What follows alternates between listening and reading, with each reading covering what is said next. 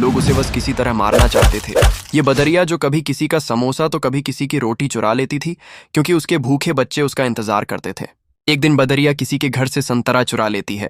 तभी ये आदमी बदरिया को पकड़कर उबलते हुए तेल में डाल देता है। बदरिया बेचारी तड़पते हुए भागती है। इधर बदरिया का पति किसी की परवाह नहीं करता था।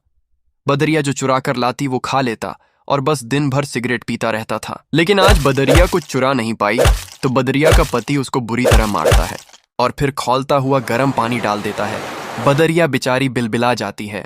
इधर बच्चे ये सब देखकर बहुत रो रहे थे, तो बदरिया बच्चों को अपनी छाती से लगाकर सुला देती है और फिर वह रात भर रोती है, क्योंकि उसके बच्चे आज भूखे सो गए। और सुबह होते ही बदरिया फिर खाना लेने जाती है। तभी उसका सिगरेटबाज पति उसके एक बच्चा को बाजार ले जाकर मांस की दुकान पर बेच देता है। इधर जब बदरिया घर आती है तो एक बच्चा कम देखकर घबरा जाती है। बच्चे रोते हुए माँ को सब बता देते हैं। माँ दौड़ते हुए मांस की दुकान पर आती है, लेकिन बच्चा अब नहीं था। माँ फूट फूट कर रोती है और अपने बाकी बच्चों को लेकर जंगल चली जाती है और फिर एक नदी के किनारे घर बनाती है। बच्चे भूख से बिलबिला रहे थे तो माँ खाना लेने चली जाती है। तभी एक जंगली शेर बच्चों पर हमला करके बच्चों को मार देता है। जब माँ वापस आती है तो मरे हुए बच्चों को देखकर चीख चीख कर रोती है और फिर बच्चों की याद में नदी में कूदकर अपने प्राण दे देती है। लेकिन आपने फिर भी इस माँ के लिए लाइक और सब्सक्राइब नहीं किया।